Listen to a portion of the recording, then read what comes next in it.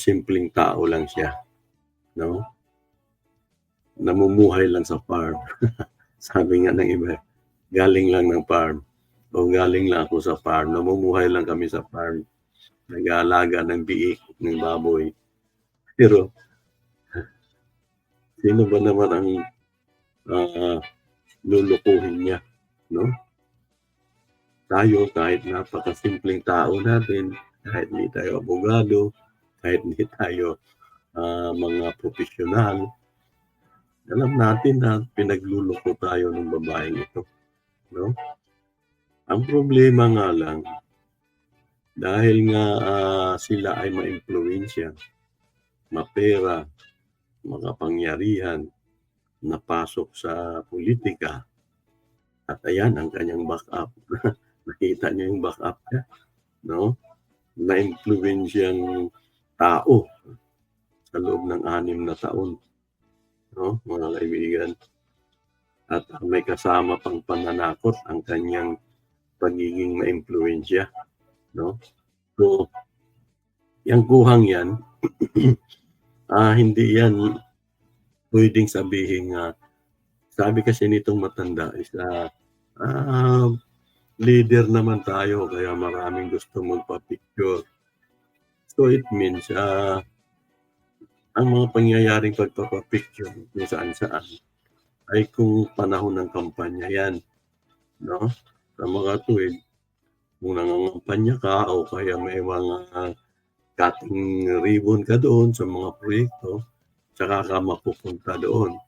Sa mga tuwid, ang lugar dapat is, puwedeng kung saan yung project ninyo o kung saan yung kampanya ninyo o kung saan yung meeting ng mga nasa gobyerno nung araw, ay maaaring may mga makapagpa-picture sa'yo na mga leader din. Pero yan, itong kuhang ito ay, sa bahay nila yan, 'no? Paalala ko lang sa inyo, sa bahay nitong matanda yan. So, halatang sinadya, halatang pumunta doon. Kasi ito na yung time na, nagsunod-sunod na yung pag-iimbestiga ng, committee, Senate Committee ni, Risa Hontiveros at ni, Gatchalian. So, biglang lumabas yung picture na 'to after nung mga Senate hearing na yun. So, tila mayroong, pagpaplano, 'no? May pinaplantsa na plano itong, dalawa. Paulit-ulit tayong magsasabi na itong pugo na kinasangkutan nitong si Alice Go ay, tuluyang lumaganap sa ating bansa panahon ni Duterte, 'no? Hindi puwedeng i-deny yan na talagang sa panahon ng matandang ito ay, lumaganap yung ewan ko, grabe, produkto ng Inchec, matino man na produkto o, basura o palpak na mga produkto, lumaganap, 'no? Naglipana sa atin. Kahit tingnan niyo sa Mindanao ngayon, 'no? Napakaraming ano doon, mga produkto na galing China. Hindi natin malaman kung yan ay, dumaan ba talaga sa tamang pagbubuhis, 'no? Yung tinatawag nating, basta yung pagpasok, 'no? Yung pagpasok ng isang produkto galing sa ibang bansa ay, ano yan, ay binubuhisan yan para naman kumita din ang, nasabing bansa kung saan ka mang papasok na bansa, 'no? So, naglipana. Kung matatandaan niyo panahon nila Irap, nila Gloria, nila Pinoy, may mga pumapasok din naman galing China, galing Malaysia, Indonesia, Taiwan. Pero hindi gano'n kadami ang, China na mga product. Pero itong taong ito, 'no, itong si Duterte, siya talaga ang, ah, hindi mo na malaman. Kulang na lang yata kahit na, toothpick, kahit na toothpick, kahit na tutuli. Kaya pumasok galing China, napakadami. Kapansin-pansin yung mga e-bike, mga mga basta yung mga 'di kuryente, yung mga 'di baterya ngayon, 'no? Kahit na mga tricycle natin ay halos pinalitan na ng mga ewan ko anong tawag nun, tuktok ba yun, 'no? Kahit dito sa Manila, 'no, meron na rin yung mga e-bike, mga ginawang parang tricycle, mga 'di baterya. So, 2016 hanggang 2022 talagang naglipa na ang mga produktong China.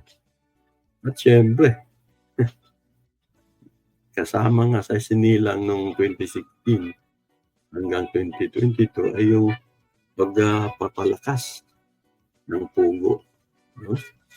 At yung droga nga pala, hindi matigil-tigil, kasama yun mula 2016 hanggang 2022. So, namamayagpag sila, 'no, na pag-usapan lang natin konti yung mga product, pero namayagpag talaga ang mga taong ito, 'no? Ito na yung, isa sa mga namayagpag, bukod kina Michael Yang, kina Kenneth Oy, kina Dennis Uy ba yun? Dennis Yu, 'no? So, napakadami ng mga insik na namamayagpag sa ating bansa. So, siya yun, 'no? Ito yun, si Duterte ang may pakana niyan. Pero maraming naambunan. Isa na yan si Alice Guo. Nung nung,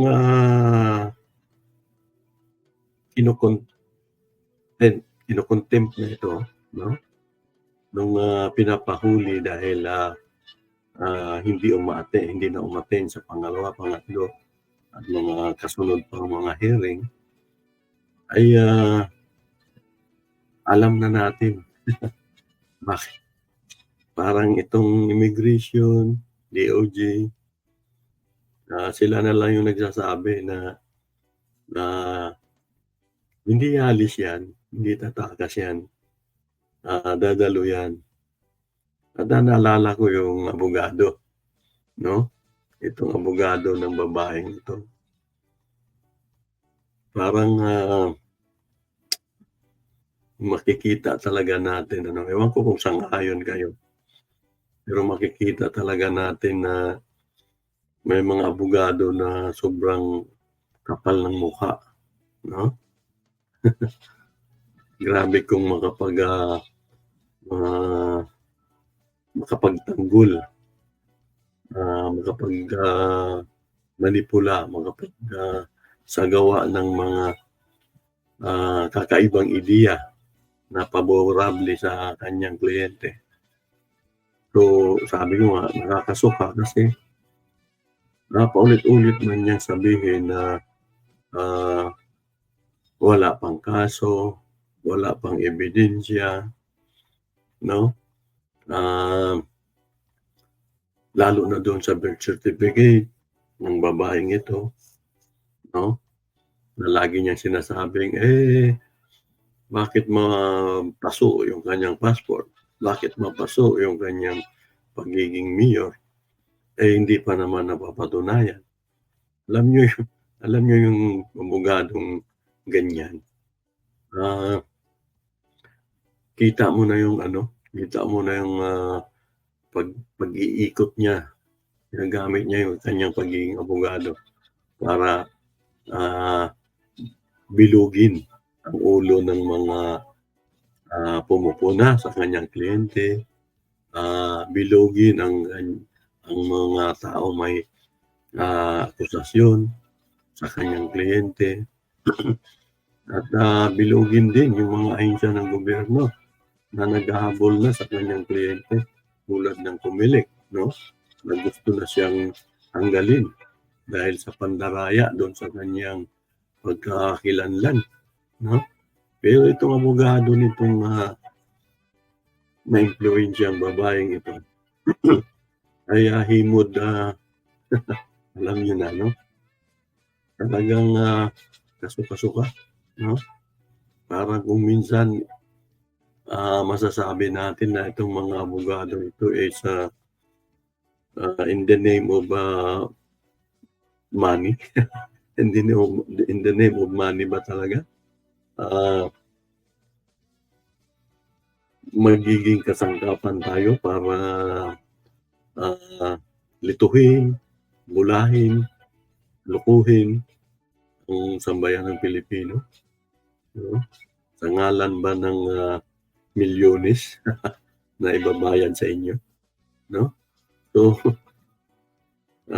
nakakainis, nakakatawa na lang ano, kasi kahit tayo ay hindi nga abogado, pero ang ginagawa tulad ngayon meron na naman silang bago na isyu na bigyan pa nga daw ng,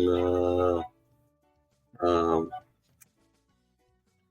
anong tawag nito, may notaryo pa na tinatawag 'no, nagpa-notaryo pa ng kaniyang, ano ba yung ipa-file dapat nito 'no, yung Elmer na naman na isang abogado din 'no. So, nagpapaloko o nagpapagamit sila 'no, sa sa ang kapalit is, milyones 'no. So, nagagamit nila yung pagiging abogado nila. Nakakalungkot 'no, nakakalungkot kasi, ah, imbis na, ah, maparusahan agad, mabigyan agad ng, ah, katapusan yung mga panloloko ng babaeng ito sa atin ay, napapahaba pa 'no, napapahaba pa ang pagbigay ng hustisya 'no, dahil nga dito sa ano, gawain ng ilang mga naturingang mga naturingang mga ano, tawag nito, mga magagaling na abogado. Kawawa ang mga tulad natin. Sang-ayon ba kayo mga kababayan 'no? Kawawa yung tulad natin kasi nga, ah, tayo hirap na hirap, eh. Naalala niyo yung paalis na isang babae ba yun 'no, na hinanapan pa ng, graduation picture ba yun 'no? Album, graduation album ba yun o college album para lang, makalabas ng bansa at matuloy dun sa kanyang pupuntahan 'no. Yung immigration natin is, napakahigpit 'no, napakahigpit sa mga simpleng tao. Pero ito ngayon ang resulta 'no, nakalabas 'no, nakalabas ng bansa ang babaeng ito ng gano'n-gano'n lang kabilis na wala man lang, dapat hinanapan ito ng, ah, ano bang tawag nung album na yun 'no, para patunay. Tingnan niyo 'no, gano'n ka gano'n ka-inutil 'no, gano'n ka-inutil ang mga ahinsya natin pagdating sa mga maimpluwensyang tao. Pero 'pag, tulad natin, tulad ng mga simpleng tao ay, napakagaling nila at napakahigpit nila. Pero sa mga maimpluwensya, mapera, alam niyo na 'yun, 'no? Magkano kaya ang sinuhol, 'no? Tulad niyan, sinabi na naman nung, sino ba yung spoke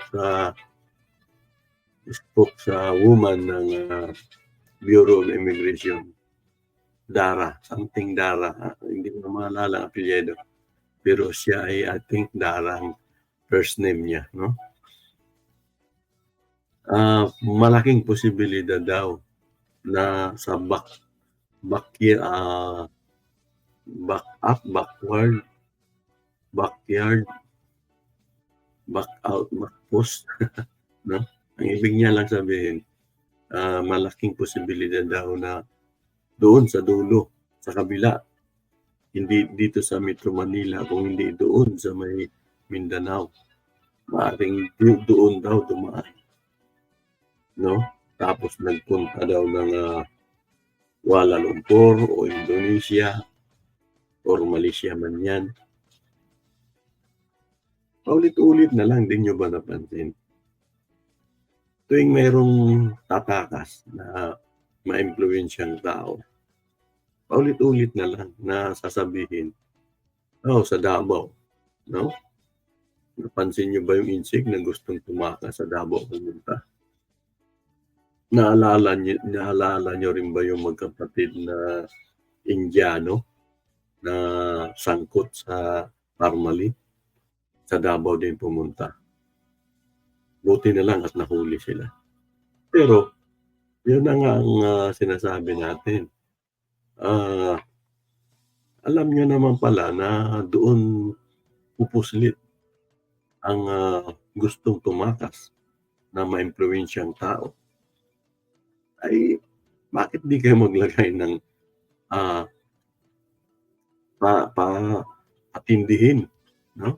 Patindihin niyo yung, pagbabantay doon sa likod na bahagi ng ating bansa, yung Mindanao na bahagi ng ating bansa.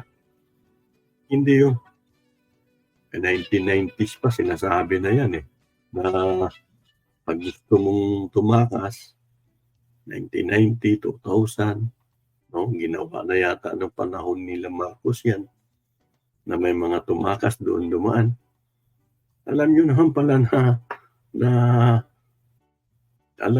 pala na madalas doon na tumatakas o yun ang ginagamit ng tawag nito, yun ang ginagamit ng mga maimpluwensyang tao para makaalis ng bansa. Bakit hindi niyo higpitan ang pagbabantay sa Zamboanga man yan, sa Iligan man yan, sa Davao man yan? Ba't hindi niyo higpitan? Paulit-ulit na lang na parang niloloko niyo lang ang taong bayan, na tuwing may nakakatakas, yun ang sasabihin niyong dahilan na hindi dumaan sa Metro Manila, bagkus dumaan doon sa ano bang tawag nila doon, backyard, 'no? Ibig sabihin doon sa Mindanao ang ginawang ruta, 'no? Gano'n ba talaga kayo walang silbi, 'no, mga kaibigan? Gano'n ba walang silbi itong ating mga ahensya ng gobyerno?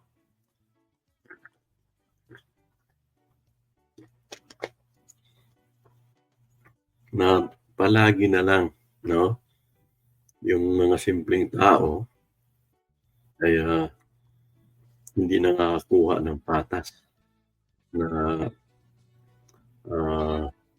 pag-estima, 'no, kung sa Bisaya, 'no? Pero ang mga parasini, mga maimpluwensyang tao, 'no, nakapasok sa atin na dayuhan pa nga, 'no? Dayuhan pero, nakapanloko, 'no? Nakapanloko dito sa Tarlac at nakapambulsa ng bilyones, dahil sa pogo nila. So, yun na. Yun na yung huling balita. Nakalayas na, no? Nakaalis na. Panibagong ano na naman 'to. Dito natin makikita na ang,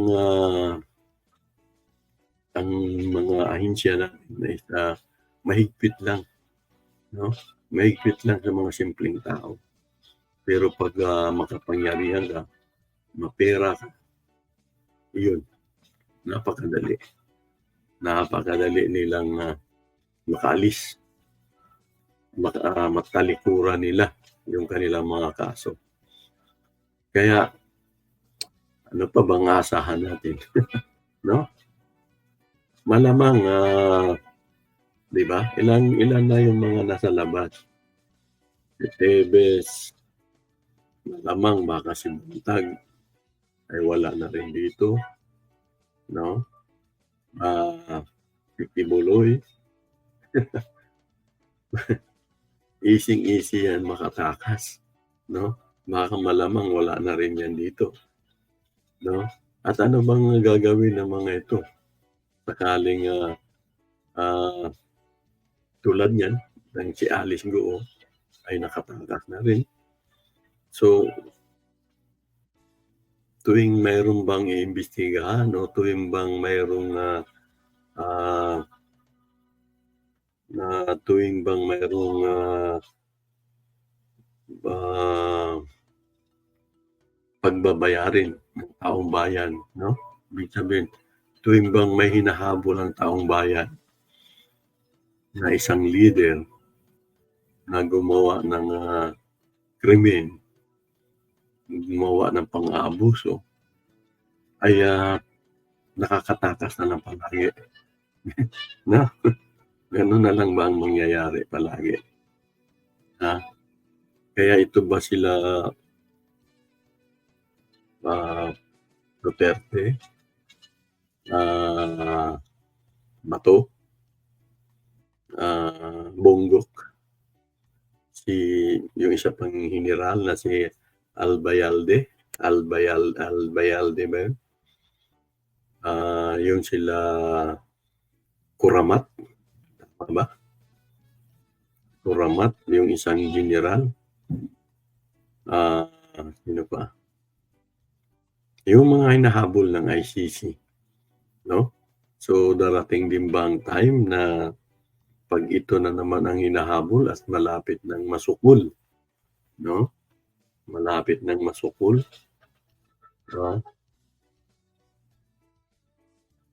is, makakatakas na naman. Yun ang malaking problema natin, 'no? Naalala niyo na mayroong hindi nakatakas, 'no? Pero,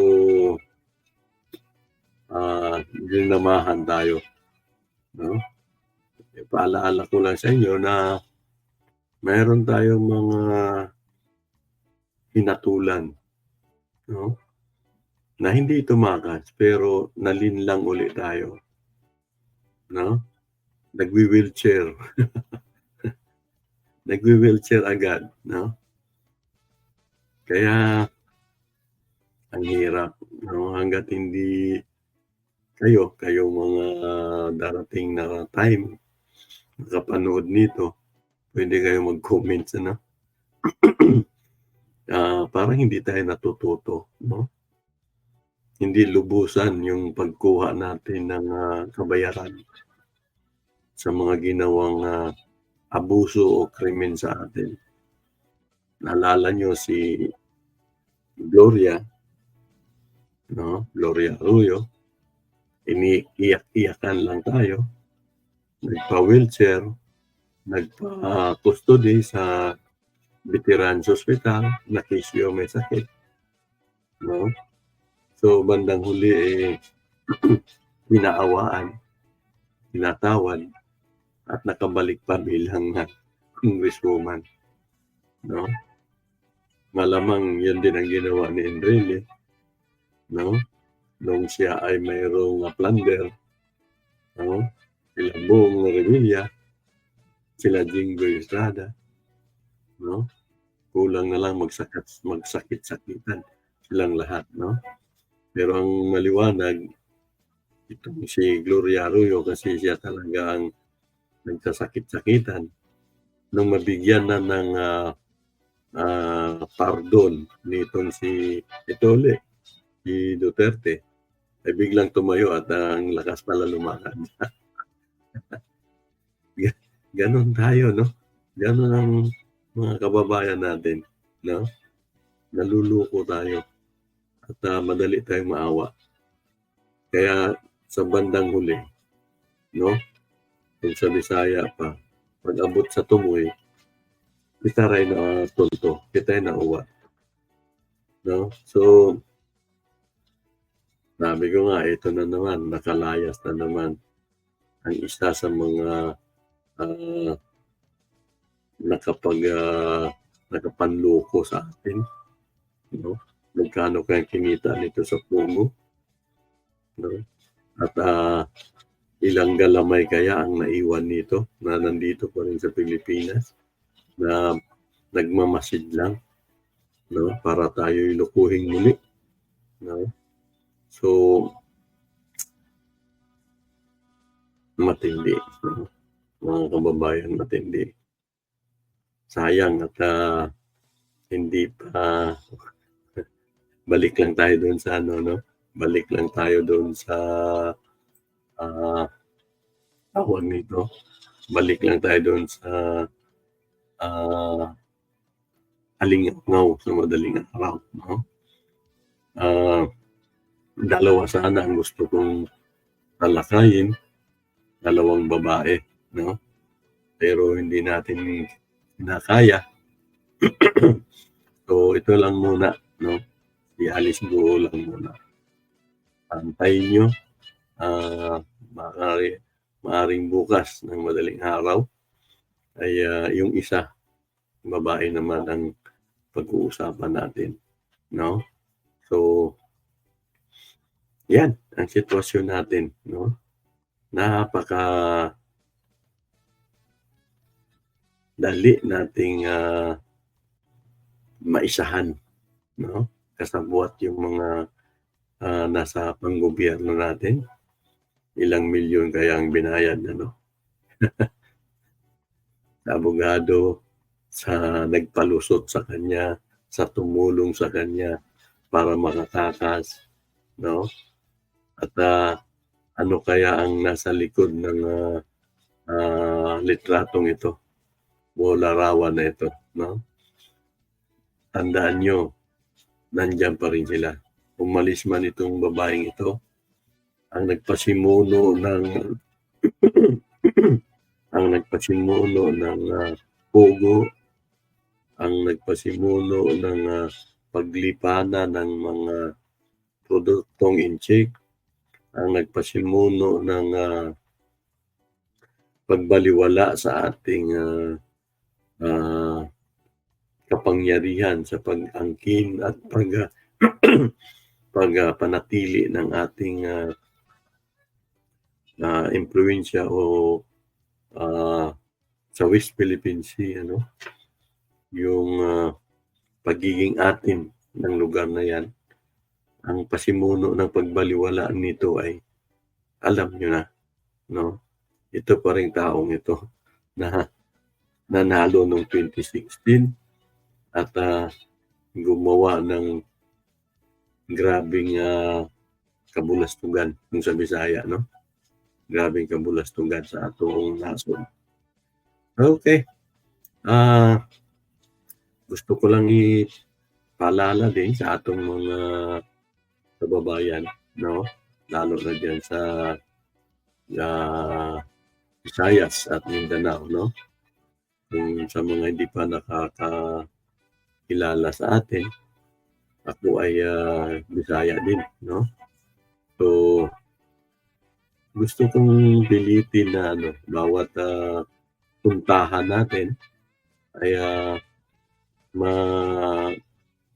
ma makapag-deliver ako ng sa Bisaya din na pangungusap o salita at sa Tagalog. So, kahit na mag-comments kayo ng Bisaya, so maintindihan nato na 'no, masabtan nato na. Kaya ang inyong lingkod nga si Carlo ay sa taga Mindanao 'no, taga Mindanao ko. So, kasunod nga paghuntahan natin, unta na kung daghay nakatan-aw ron, unta nawa ang inyong, antok 'no, habang nagtatrabaho, habang naka-duty kayo 'no. Ito ang gusto nating, gawin na tuwing madaling araw, mayroon kayong mapapanood, mayroon kayong, makokomentaryuhan kung gusto niyong magkomentaryo. So, uulitin natin 'to 'no, kung sa Bisaya, himuon pa nato ni, utrohon pa nato ni 'no. So, nakausa na ta ka oras, unta, nawa ang inyong pagkatulgon 'no, habang nagtatrabaho, nawa ang inyong, puyat o ano, nawala ang inyong, antok at maka-survive kayo, hangtod sa inyong, last hours 'no. Pang-umaga ang, siguro mga 6:00 is humana mo or 7:00 in the morning. So, at least 'no, at least ang programa ko is, nakabawas sa inyong antok 'no, nakawala sa inyong, pagkatugon. Sakto ba sa Bisaya pagkatugon? Okay, sige at, maraming salamat 'no, sa lahat ng, hindi pa nakakalam at mapanood ito sa, post ng, YouTube. Ulitin natin 'to tuwing madaling araw sa pagitan ng, 1:00 hanggang 3:00 ng madaling araw 'no. Ang, 'yan, Alingaw-ngaw sa madaling araw ni Carlo Critico. Okay, so maraming salamat 'no, maraming salamat at, magkita-kita ta puhon 'no, magkita-kita ta puhon. Okay.